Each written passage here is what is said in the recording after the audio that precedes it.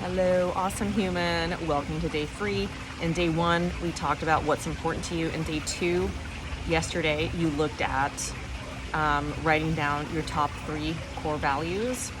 So my top 3 core values are being with myself, being with friends and family, and being with my community, in that order. Feel free to also list your core values in order if you want to. You don't have to. All right, so today we're gonna look at some data. So there's a great book called The Culture Code written by Daniel Coyle. And in this, he looks at, tons of different global companies in countries across the globe. That's a better way to say it. And he finds that these companies, from like IDEO to like the Navy SEALs to like Google, they have these 3 core values in common for their top performing teams. Any guesses?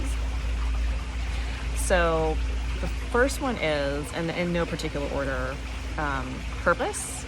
The second one is vulnerability, and the third one is psychological safety. So I get this question a lot about vulnerability, like how can I be high performing and successful if I'm vulnerable? Because isn't vulnerability weakness? And if you can't go to your manager or a coworker or someone in your family, right? Because your family is a team. If you can't go to them in vulnerability and say, I failed, I made a mistake, right? That doesn't bode well for the long term, right? It's eventually going to come out. And there may be some mistake later on, right? It's going to be even bigger. So I hope that makes sense. And then you want to be purpose-driven as well, right? So that's the P, the P word. But you can't be on the same page. You can't be moving forward if you're not in an environment that's psychologically safe for you.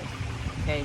And then Google looked at their top performing teams, and their number 1 core value for all of their top performing teams was psychological safety. Okay, so something to chew on. And then for your journaling today, looking at different aspects of your life, right? So we're at the midway point in this 5-day challenge, right? So looking at what you wrote down day 1 for what's important to you, and day 2, what you wrote down for your top 3 core values, right? And now that you know what you know about this little bit of workplace data, is there anything that you would change, anything you would add to your list that you wrote yesterday of the 3 core values? Okay, so to try to incorporate other aspects of your life. Right? So, for example, my 3 core values apply to both my work life and my personal life.